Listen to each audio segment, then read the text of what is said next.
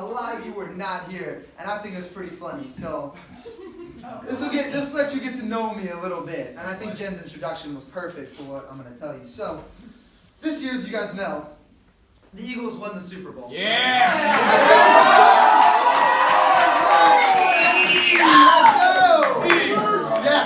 Yes.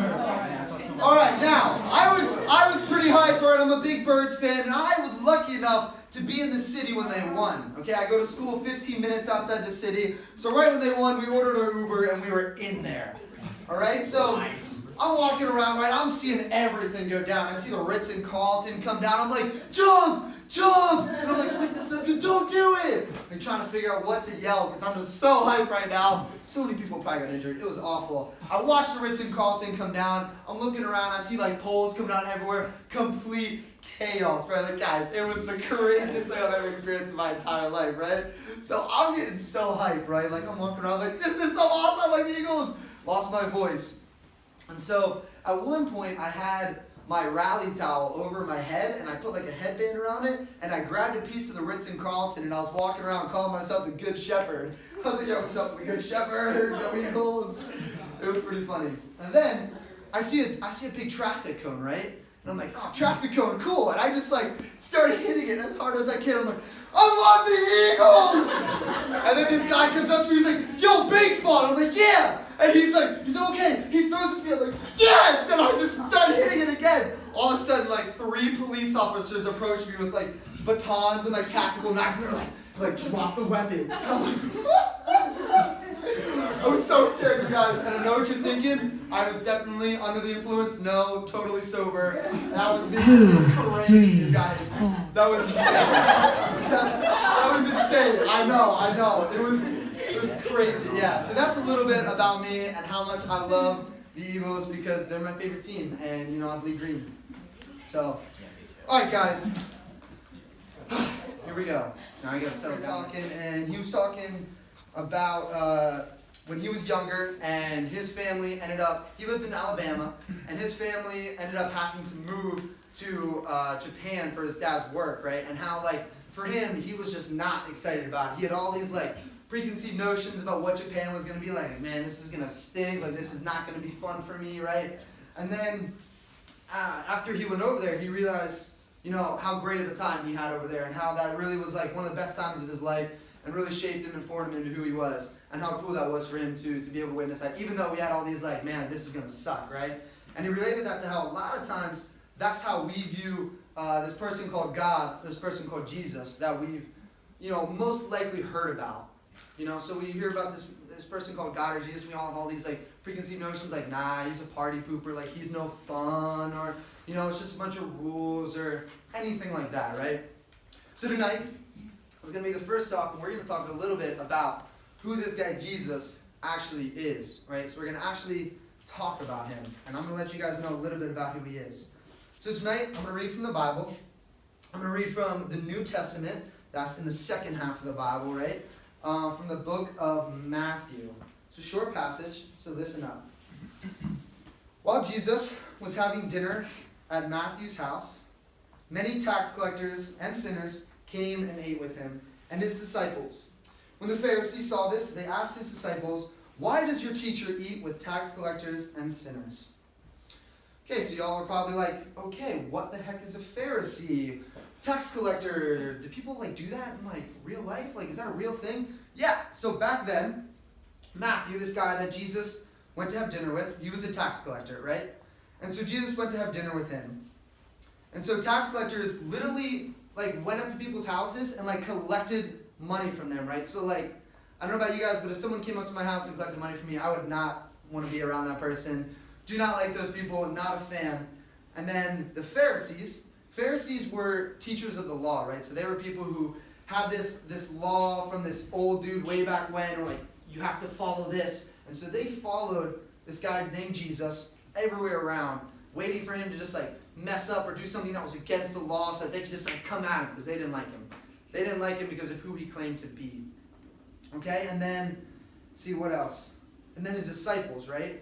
So Jesus went to Matthew, the tax collector, to have dinner with him, tax collectors, and sinners. Sinners, for now, we need to know, is people just do bad things. So just they don't typically do good things that you would think, right? We'll learn more about what that means later on in the year.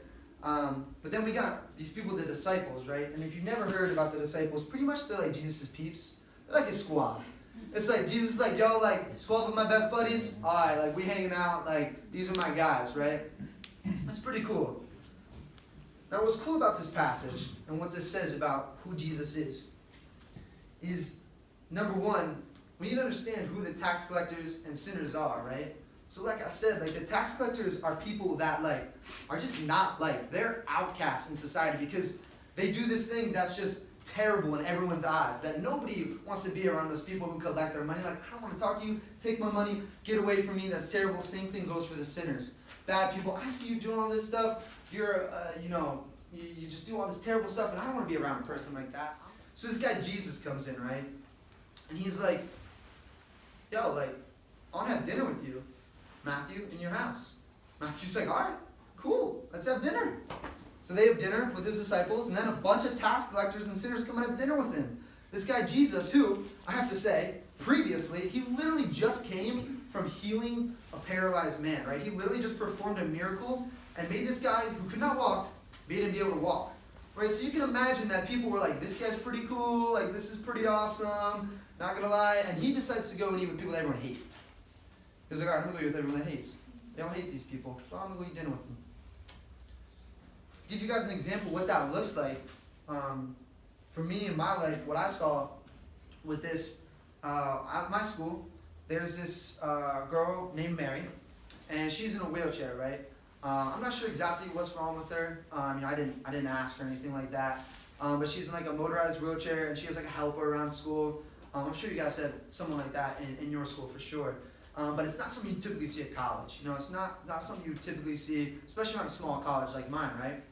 So I saw her in the cafeteria, and typically like when I'm in the cafeteria, I'm like either happy or I'm like, give me my food. You know, it's like two moods, right? I was pretty happy, so I started to talk to Mary, and I'm like, hey, and she's like, hi, and I'm like, hey, like I'm Val, and she's like, I'm Mary, and I was talking to her, and she's like, wow, like you're really comfortable talking to me, and I'm like, what do you mean? She's like, well, like most guys like are really awkward when they talk to me and they don't want to be around me, and I'm like, huh, like that's really weird. And then I went on to tell her that like, well, like my mom's in a wheelchair, and so like I kind of deal with that sort of thing a lot, and she was like, oh, like that makes sense. Like that makes sense because you've been around that.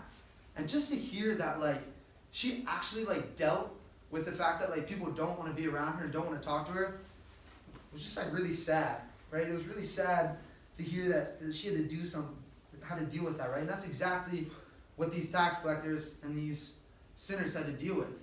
You know, they were people who didn't do great things, and now because of that, like, it sucks. Like, their life, nobody wanted to be around them. It was terrible. That Jesus still wanted to hang out with them. And that's, like, the main point of the story, guys, is that this guy named Jesus, who you're going to hear more about, right, this is who he was.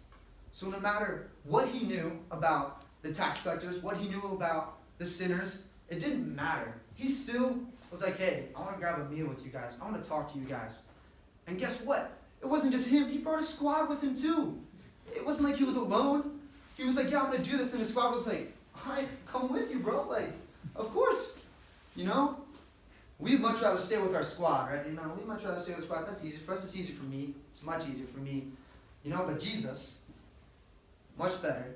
It's like, no, I'm going to go hang out with these people. So who Jesus is, right? Is that who he is to you? Is that it doesn't matter who you are, what you've done, where you've been, anything like that. Nothing matters to him. He wants to grab a meal with you. And he wants to get to know you. And he wants to experience your life and hear about it and hear what you have to offer, because Jesus hangs out with the outcasts. Jesus loves being with people that don't have it all together. He loves being with people that have crappy lives. He loves it. And that's who Jesus is. That's who he is. It's pretty cool, guys. It's pretty cool. Every time I read that, I'm like, man, I'm a pretty sucky person, but I'm pretty happy that I got at least one person who I know wants to hear about my day, right?